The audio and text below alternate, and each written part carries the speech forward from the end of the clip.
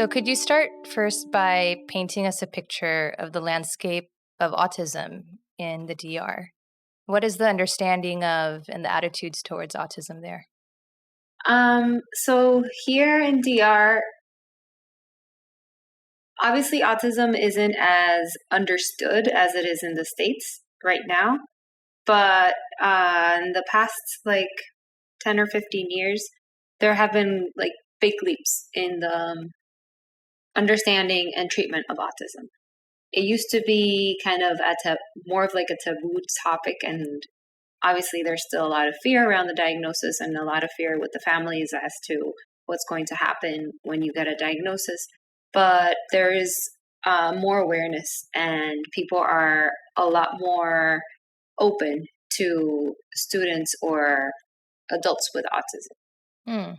So what was the change 10 or 15 years ago? What happened?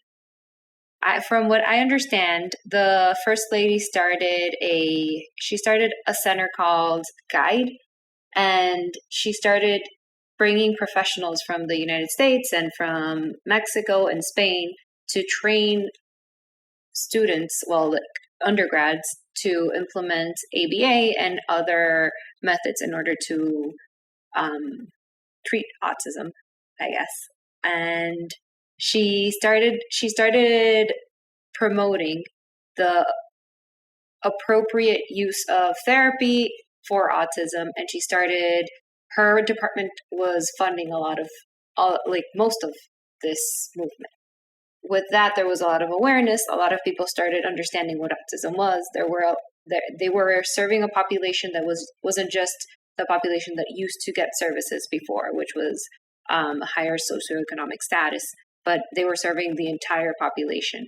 And through that process, a lot of people have gotten trained. A lot of people have received services. A lot of students have gotten diagnosed on time, and really the lives of a lot of kids have changed.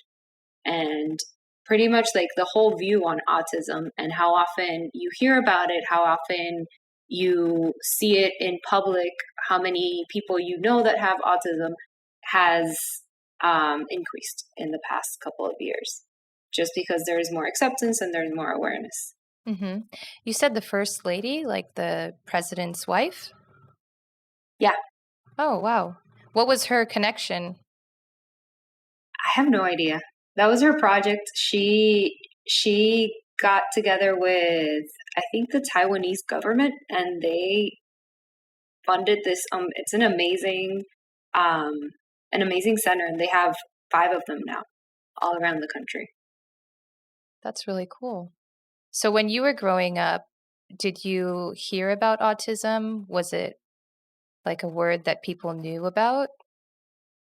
I didn't hear about autism until I was in high school, I think. I knew some kids on the spectrum, but they were just we were told that they were a little bit different, or that they learned in a different way, or that they had a hard time learning, but it was never called autism. And then in high school, we did this senior extended essay where you had to it was kind of like a project where you had to do research and write a paper, and I ended up doing it on autism and those private institutions that work with really severe in people that are on the really more severe end of the spectrum and who need a lot of support and a lot of help. And I think that's one of the first times that's around the time I started hearing the word autism and what autism was. It wasn't something that was around when I was growing up, even though I was in contact with some people on the spectrum. Mm-hmm. And what kind of services are available for families once their children are diagnosed? So here in DR, there's a lot of different therapies that have arisen from, honestly, from the need, because there's so many people that need services, and their professionals are trying to get trained in order to provide the correct service and to provide adequate services. And there are a lot of different versions of things that people have come up with. through this process, there's been kind of this movement toward what they call like behavioral therapies. So a lot of psychologists have taken courses or done some trainings in order to implement what they call behavior therapy. And that's one of the services that is mostly available for kids on the spectrum. There's a lot of professionals also providing services just from what they learn in their psych courses that might be helpful. So just like a psychologist providing some services to the students, or just a psych student providing one-on-one therapy or one-on-one support in schools, kind of like a para would do without the training or supervision, which is one of the things that we're trying to improve here. We're trying to increase the amount of training and supervision these professionals are receiving before they're implementing these therapies or giving services to the students. Mm-hmm. So schools are welcoming to having one-on-one aides in the classroom? Some schools are. Okay. Technically, schools aren't allowed to tell the kid that they're not accepted into the school because of their diagnosis, but a lot of schools aren't friendly to the amount of supports the kids might need, or the type of support the kid might need. And some schools are really trying to improve the support that they're providing to their students on the spectrum. And some schools will straight up say, we just can't because we don't know how, which in my opinion is a good step, just because it's really not fair to tell a parent, yeah, we're inclusive when you don't know how to build an inclusive classroom and you don't have those supports built into your school. Yeah, that's a good point. So you mentioned that with more awareness, more families are able to receive services. Are they paying out of pocket, or is there some specific government funding? So for guide services, the government is funding most of it. And the families receive services through the government when they go to guide. But the amount of hours that they receive is it's minuscule compared to what is recommended for a kid on the spectrum to receive ABA services for. And what we've seen a lot is that some insurance companies will cover services from a private provider or from another provider, but they won't cover more than a couple of hours a week or maybe a couple of hours a month. There isn't a lot of understanding of what ABA is, how much therapy is needed, what it means to have intensive ABA. And that has been one of the bigger issues that we're facing here, just because there isn't a culture of that intensive therapy here. When people think of therapy in DR, people think an hour a week, maybe 2 hours a week if you really need intensive therapy, but nobody thinks 20, 30, or 40 hours a week, which is what most of our kiddos, when they're diagnosed, really, really need. Yeah, especially at that young age, that early intervention is so important. What types of services are available for adults? Very, very little. So here, most services are geared towards the younger students and early intervention. If a family can pay for services for a child that is older, they might be able to find someone who can provide those services. There is a center called Aprendo Como en Casa, and they're doing a great job of kind of teaching daily living skills and those independent skills that an older student needs. So their students are usually older than 8 or 9, I think, and they go all the way to like 22. But there are very little services for adults here. A lot of times parents are also like, if you have a 24, 25-year-old, 25 years ago in DR, it was really hard to get diagnosed. It was very hard to receive early intervention.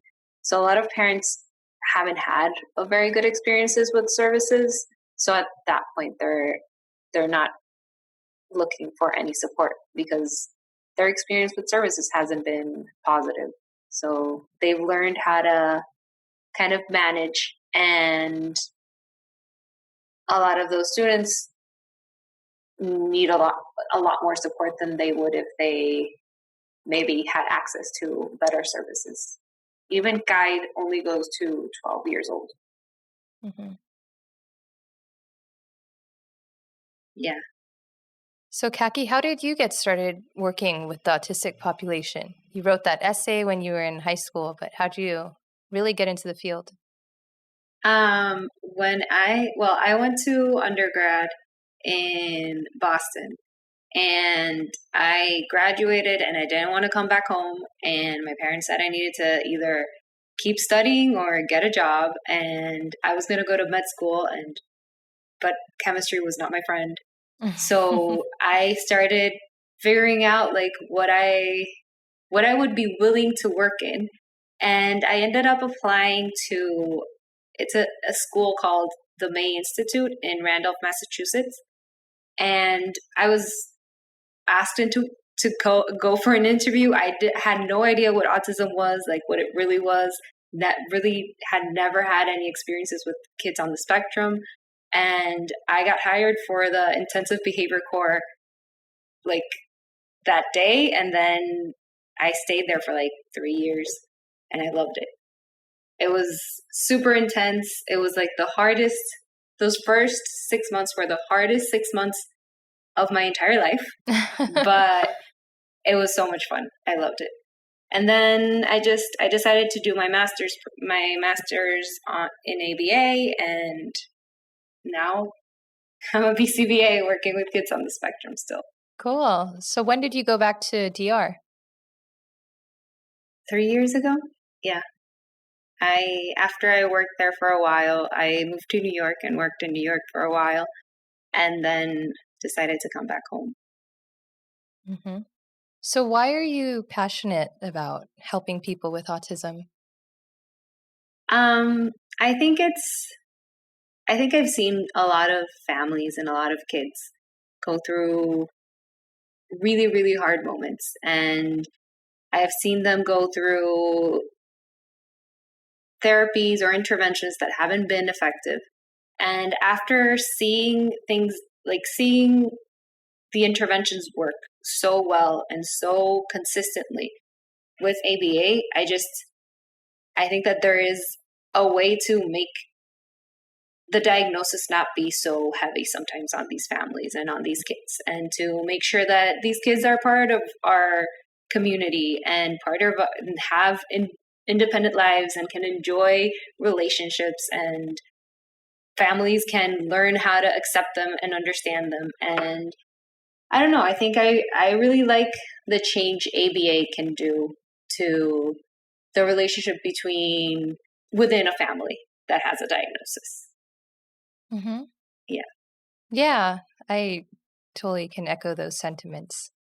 You know, sometimes when you see even those small changes in kids, and sometimes also parents being surprised with what their kids are capable of, it can be so rewarding, those little moments.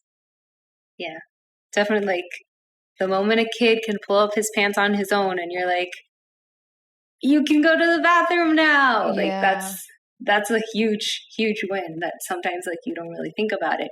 And some parents go through years and years of therapy with other interventions and other techniques that simply don't work for their kid. And I feel like ABA has always consistently made a difference. Mm-hmm. Yep. So you moved back to the DR 3 years ago. How did you start? So let me say this correctly. Centro ACAP. Yeah.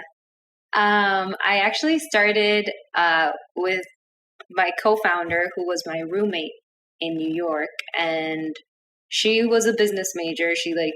She was a business person, but her mom had a preschool in New York, and she'd had some experience running the school.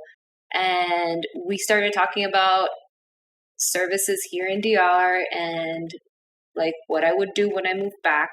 And I was very aware that there wasn't anywhere that I wanted to work at. So there wasn't a place that I felt that was implementing ABA the way I wanted, or I knew it should be implemented. So we started talking about building a center. And then when I got back, that's what we did. Like it just kind of slowly kind of started happening. Yeah. And how many students do you have now and how many staff? Right now, well, post-COVID, right? We're not even post-COVID, but after everything, we have 9 students and 4 staff. They would be like RBTs for. And just to clarify for our listeners who aren't familiar, RBT stands for Registered Behavior Technician. And this is typically the one-on-one direct staff that works with the kids. So what was it before the pandemic started? We had 7 staff and 18 students. Oh, wow. Yeah. It's a big difference. Yeah. We still have a lot of parents who haven't left home, that are still trying to stay safe for different reasons. And we also switched the way we were providing services and moved to a more intensive format so that our kids are receiving more hours now that they're not in school. And yeah, things changed during COVID, but we've been able so far to keep going, to stay alive. Yeah. Did you have to shut down at any point? Yeah. So we closed the center in March 18th, and we weren't providing services until, I think, June 1st. Okay. Yeah. We slowly started services, very, very slowly and tentatively. Did you try the telehealth model during those months? Yeah, we did. We did some telehealth. None of my students had the readiness skills to receive therapy through telehealth, but some of my parents were willing to kind of become the therapist and implement therapy with us supervising. So I would call them, they would put ear pods in their ears, and they would film this. They would set up the iPad so that they could film the session, and I would tell them what to do, and then kind of give them tips as they went along. And then we would have meetings where we would go over programs, just how we do with therapists, just so that they could implement sessions at home and the kids could still receive some help.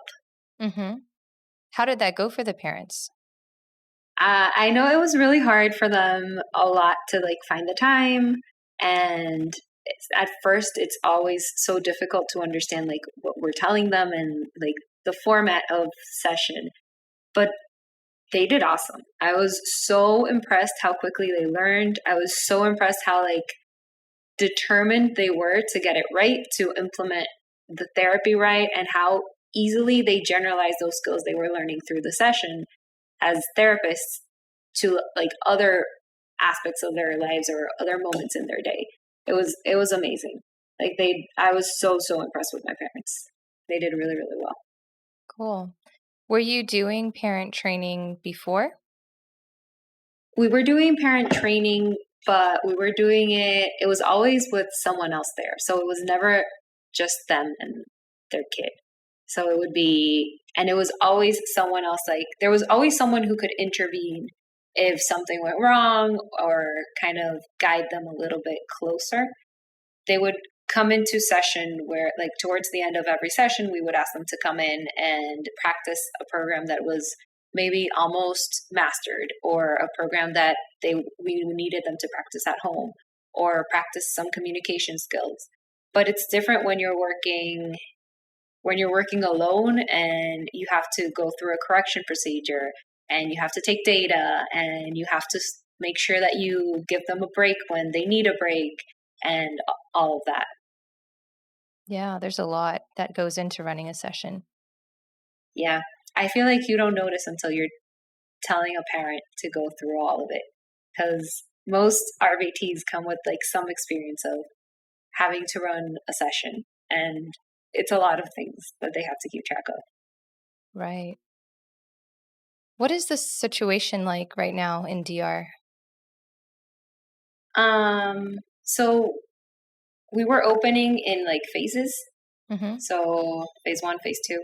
And we had elections this year, and it was supposed to be in May, but they got moved to July. And because of the elections, we ended up, like, the government decided to open, like, fully open a little bit earlier than was planned. And things got really bad really fast. So after the elections, they closed up again. So right now we're just working with a curfew. So people aren't allowed out from 7 p.m. to 6 a.m., I think it is. And you're supposed to wear your mask and try to be clean and wash your hands. But so far, we haven't seen the effects of, like, further precautions. So the curve keeps getting steeper, I guess. Mm-hmm. Or, like, things keep getting worse. There's a lot of new cases every day. And our country isn't prepared for, like, most countries aren't prepared for this amount of sick people at the same time. Mm-hmm. So it's a kind of a hard spot. Yeah. Are you running sessions just with safety precautions, wearing masks in the classroom, or trying to? Yeah, what we're doing is we took a couple steps in order to, like, decrease the possibility of contamination. So each therapist can only work with 2 students. So they work separately with the students, one in the morning and one in the afternoon. Where with some students, we're doing home visits. That way the whole family, because usually it's the whole family leaving the house in order to come to session, especially if their brothers and sisters don't have school anymore. So we're doing home visits in order to reduce that kind of potential contamination. And our therapists are doing the entire session with masks on. We were able to get, like, masks with, like, this, they're like cloth masks, but there's plastic in the front so the kids can see their mouths. Mm-hmm. For, like, those imitation programs and those vocal programs that you kind of need to see what the therapist is doing. They look really funny because sometimes you look at them and it seems like they're not wearing a mask, but it's just because there's a clear shield in the front. I've heard about those. I've heard that people, it's good for deaf people who read lips. Yeah. And I think the person who made them was thinking about that population more than us, but they really worked for us because we still have a lot of kiddos with, like, emerging language skills. So they kind of need to see your lips move in order for that imitation to happen. Right. I was wondering about that. Yeah, and a lot of sandy wipes, a lot of alcohol, a lot of hand sanitizer and washing hands, where we make sure that the therapists are always 6 feet apart from each other and wearing masks. It's been a big switch for them to have to, when they come to the center, they can't have lunch together. So that's been kind of a hard move for everyone. But yeah, we're moving forward. Our parents have been really, really good with keeping everything clean and being really open with us when something isn't working well for them. That's good. Yeah. You've been watching Autism Knows No Borders. If you like this video, please give it a thumbs up and subscribe to our channel. Also, we'd love to hear from you, so let us know what you think in the comments section. Click here to watch this interview in its entirety. You can also find us on your favorite podcast app. Tune in each week for engaging conversations of how people across the globe are inspiring change and building community. Thanks for watching. Take care.